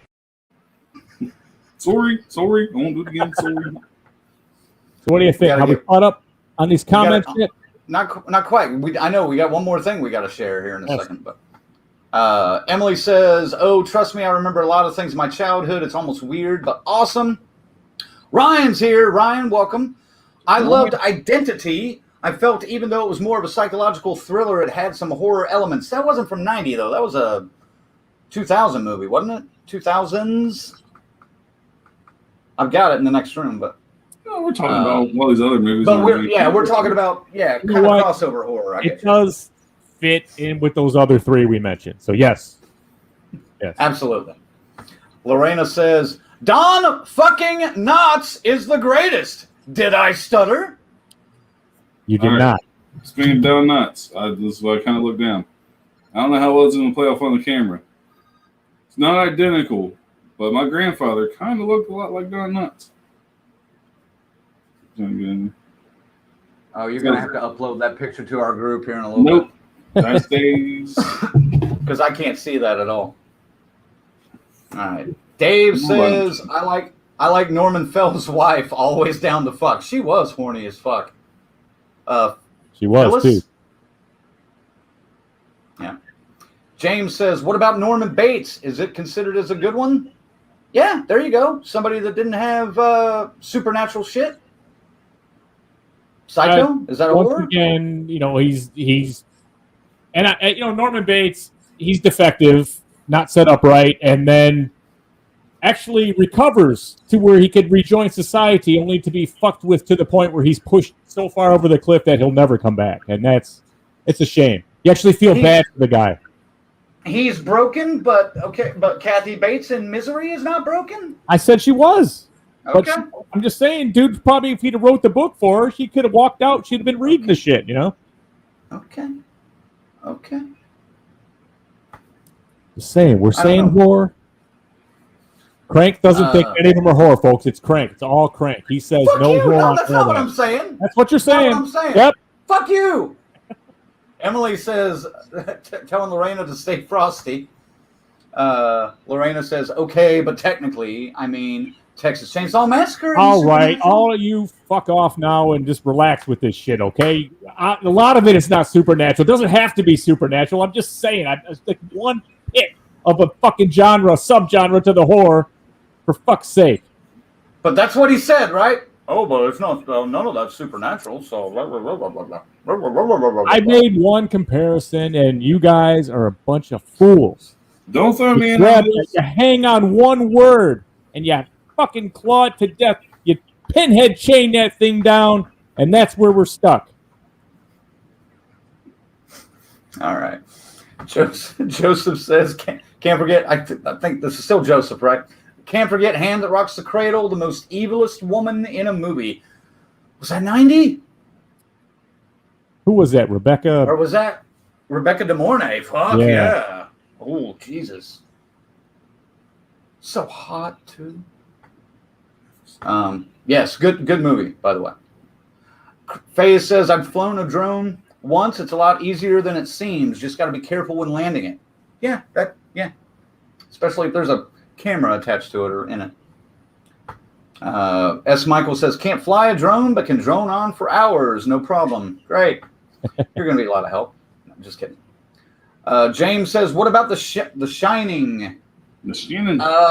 There's some ghostly There's some supernatural shit in that. Yep. Yeah. So there we go. Supernatural is back. Sorry I brought it up. Patricia says, did you guys watch Castle Rock? I did. Second season was about Ann Wilkes. Yep. And she I has actually like the first... supernatural powers this time. Fuck, don't think about it. I never watched it. I'm just being stupid. She didn't. I actually like the first season of that better. I didn't like the second season too much. But that actress that played Annie Wilkes was badass in that. She looked like Luke says, oh, shit. Luke says, I'm surprised I'm still on Facebook and not on the YouTube page. I know. I'm proud. Luke, I'm proud of you. Emily says, I always wanted a drone, but man, don't feel like crashing into something, let alone another person or animal. Patricia said the woman did a terrific job playing a Van's character. Yes. Lorena says, your grandfather could be the greatest too, Colonel. Could be. Dave says, Crank should love Stanley's wife. She's a redhead. Thank you. Hey, if my wife is that down to fuck when I'm that old, amen. James says, oh, shit.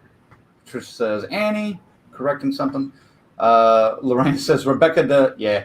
Hand That Rocks the Cradle, 1992. That's right. Luke, thank you, Luke. Patricia says, I can't spell today. We're all having a rough day today. James says, what about the TV show Supernatural? Is that a horror? Nah. He says, I'll quit, LOL. I have access to a whole bunch of buttons here. Oh, we know. Yes. We know. Just in case you forgot. And Joseph says, Patricia loves season 2 of Castle Rock. See, I like the first one better. I don't know why. Annie Wilkes was scary as fuck. All right. We are caught up on the comments now, Ziggy. So, all right.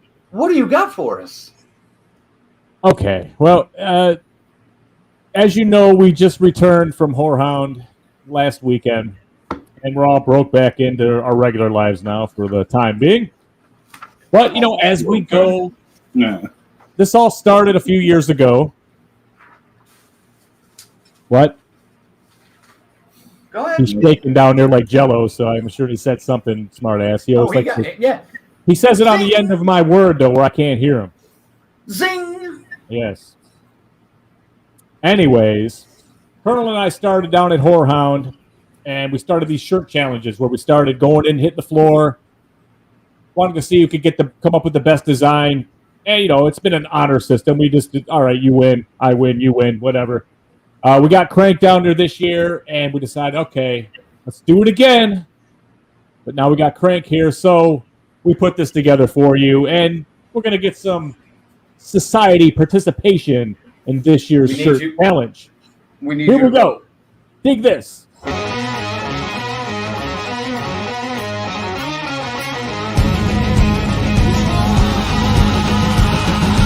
Woo! All right, man. Whorehound 2021. It's time for the T-shirt challenge. Me and the boys are going to hit the floor, see who can find the best fucking shirt. You guys are going to vote on it, and then we'll have a penalty for the loser. You guys ready? What? Ready. Let's go.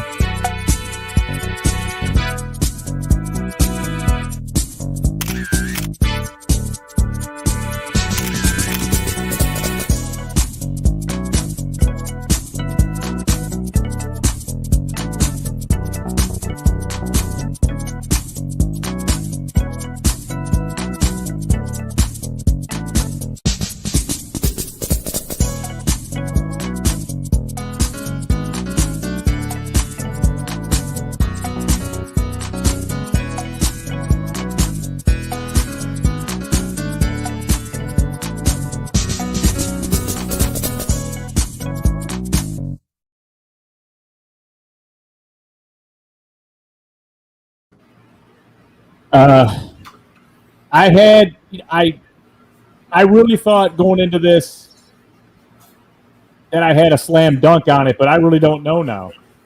I really can't. I didn't say. know. I didn't realize the camera was running. That was just something I do every now and then in Airbnb rentals. I just kind of dance and hump the air.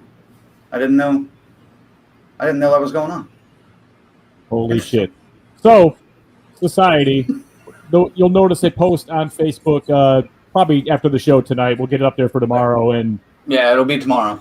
Place your votes, and I don't know. Like I said, as far as the penalty, maybe the loser has to come up with a definitive list of non-supernatural horror films or something like that. I don't know. We'll see. Yeah, when you said none of it, I don't think Colonel knew you were going to say, "Oh, there's a penalty," because we were both like, "Whoa, what?" Uh-huh. I don't even know if there's a penalty, but I just, All I know is, Lorena, I'm counting on your vote. You're like the only vote I'm sure I'm going to get. That's true. I know where her vote's going. That's for sure. I did not see that. I did not see that that shirt he bought because I don't know. We could have ended up with the same shirt. If I'd have saw that one. Well, I saw a different one that was at that same vendor. Yes, but and me too. And the Bumblebee Club, correct? Yes, I was that close to getting it too. I thought that was going to be mine, but Macaulay Culkin in the Bumblebee Club. Yeah, my girl. Pretty sick. Yeah, pretty fucking sick, pretty but funny. Very funny. I almost got that from my sister. I don't think she would work that. Yes, Luke, I agree. That Fulci shirt is fucking awesome. S. Michael says, love them all. Lorena says, God damn, that's a tough one. Patricia says they're all great shirts. Feel free to judge the dancing, too. I mean, just saying. James says, fuck yeah, guys. Y'all getting them hoodies ready because I damn sure want one. They're coming out here in the next couple of weeks. Yep. Stay tuned. Luke says the loser has to watch The Exorcist 2. Oh. Yeah. That's awful. See, this was almost my entry right here. I had look at this one. Yep. That was the same guy that did the Oh Word shirt, right? Same guy that did the Oh Word. Oh Word. Yeah. Oh wait. Oh wait. Yep. And Carrie says, love them all. That's right. It's going to be a hard vote. But yeah, there will be a post up tomorrow, and we'll probably share that video solo tomorrow at some point, just so we can get more laughs and people can see our embarrassing dance moves. I do love Colonel's backup thing though. That's he perfect. moonwalked the fuck in on that screen. Are you kidding me? That was I the moonwalked and I was shaking my fucking ass at the same time. Then I grabbed my balls, but you can't grabs see the that. sack. I mean, it doesn't get any more Michael Jackson. It was beautiful. James says The Exorcist 2, I like part 1 better. Well, of course everyone likes part 1 better. That's why the punishment is we have to watch Exorcist 2. The loser has to watch Exorcist 2. Oh. And he says, Linda Blair. Man. What's on my mind about Linda Blair? That is somebody that the DCS would love to talk to, if only in the perfect world we would get a chance to talk to Linda Blair. How cool would that be? Yeah, it might be a while, though. We'll see. Yeah. 11 months? 10 months? Something like that? I don't know. We'll see. See. Uh-oh. Right, don't vote here. We'll post up something tomorrow on Facebook. It will be only a Facebook vote though, because you don't have the emojis on Twitter, Instagram, or anywhere else. But 1, 2, skip a few. 3 is our choice. Am I 3? You're number 3. That's my boy Zeke, though. Thank you, So Zeke. it's going to turn into a popularity contest, not based on actual shirts. That's how it says. Maybe he's voting on the dance. Student council all over again. He's a fan of Bruce Campbell. What can you say? It's like prom night. Fuck. Damn. James says that would be fucking awesome. Yeah, I can't say much, but hold on. S. Michael says, is Colonel's shirt come in kids' sizes? I'm sure they do, but that is strictly a con shirt. Oh, man. I can't really wear that often. So you see, it's stuff like that we're searching for the entire time when we go running through there. So when we woke up, we literally ran into the fucking floor, man, and went searching, you know? So it was... Yeah, it was... after Ziggy cold blocked me into the background and the wall. I'm a hockey player, man. What can I say? I had to get the edge up, you know? Colonel already got a step on me, man. I had to run him down, too. You ran him over. I saw him fall, like, shortly thereafter. The I didn't fall. Come on. That's Michael Cena. There's no way fucking Zach's running me over. Well, I used to be an offensive lineman, okay? If I wanted to. I was having to pick up Zach and toss his ass into the fucking guy. No, Colonel. You see, as a ice hockey defenseman, I've learned to master the art of taking big guys off balance that think they're going to push me out of my crease. I know what I'm doing in there. That's why, you know, Crank didn't bode very well. Oh, you know what you're doing when you get low? Wow, this locker room chat is just getting kind of weird. All right, Carrie says, talk of the devil, Puberty Man, a.k.a. Tim Robbins, is on my TV. Howard is on! That's kind of creepy, but awesome at the same time. She can verify everything we said. All right. Guys, I had one more question for you. Okay. I don't know what you did last summer, or I know what you did last summer. The new Amazon Prime series coming soon. Thoughts, Colonel? No. Short, sweet, no. Does this just look? Because we have to, but no. Does this just look fucking awful? Does look awful. I know we did last summer. Isn't that great of a movie anyway? So now it has a fucking series? No. I mean, it's got a couple reasons I like it, but not much. I need more than that now. I mean, just desensitized to that. It's like, yeah. It doesn't, you know, I mean, it's polished and everything, but man, so many other properties to choose from. Why? I don't understand why they settled on this, and who would have a burning desire to turn this? I don't know. Maybe someone just said, "Hey, you want to take a shot at this? Here you go." You know, and it just somehow just floated its way up, like shit does. You know, just I assume whatever studio owns the rights was working on it, and Prime's just the thing that picked it up. So ridiculous, man. It looks goofy, but any thoughts on that from the crowd watching? Yep. All right. Joseph says no. Harry says and she also says need a shot of alcohol with all these remakes coming up. Oh, hey. Oh, Crank, dude, shit, I do got something. One more thing. The Eli. Oh yes, a shot. Eli Roth coming back for History of Horror Season 3. And just real quick, I'll just give you the episodes, and you can ponder it. We can get back to this another time. Here's this year's categories. Sequels that don't suck. Infections, Psychics, Apocalyptic Horror, Holiday Horror, and Mad Scientists are your categories for this year's History of Horror on AMC starting October 1st. Yeah, that'll be good. That'll be good, and how many more seasons can they do? Because I think at this point they've covered everything. Didn't we say after season 1? What are they going to do for season 2? They already pretty much hit everything. But I think they'll squeeze at least one more. Maybe sure maybe 5. I'm like, is it horror or not? Does it have to be supernatural to be horror? Oh fuck! I'm sure there'll be a topic. No one wants to see this remake. 1990 was a great year in music, too. Not too bad, yeah. Lorena says, I didn't even like the movie. Doubt the series will be anything less than Mayor Sewage suckage. James says, nope. Emily says, I don't know. That's like the most positive thing anyone said about it so far. Luke says, I know what you did last summer has one thing in it that I like. One of the best chase scenes. All right.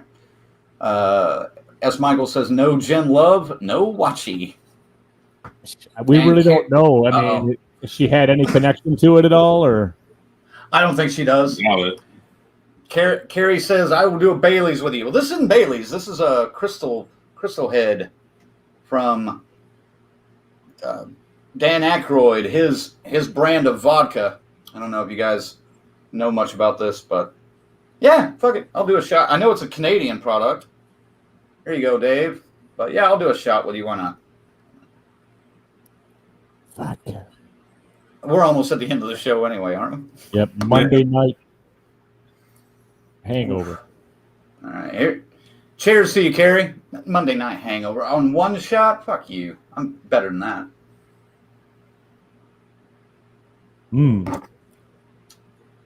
Oh, it's got that taste though.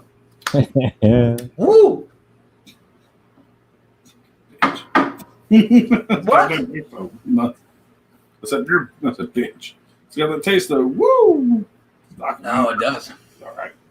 I need that with a mixer at some point. Luke says, I've had that crank. It's good. I like it. Yeah, it's not bad. And Carrie says, pretty bottle. Yeah, no shit. And cheers. Yes, cheers, Carrie.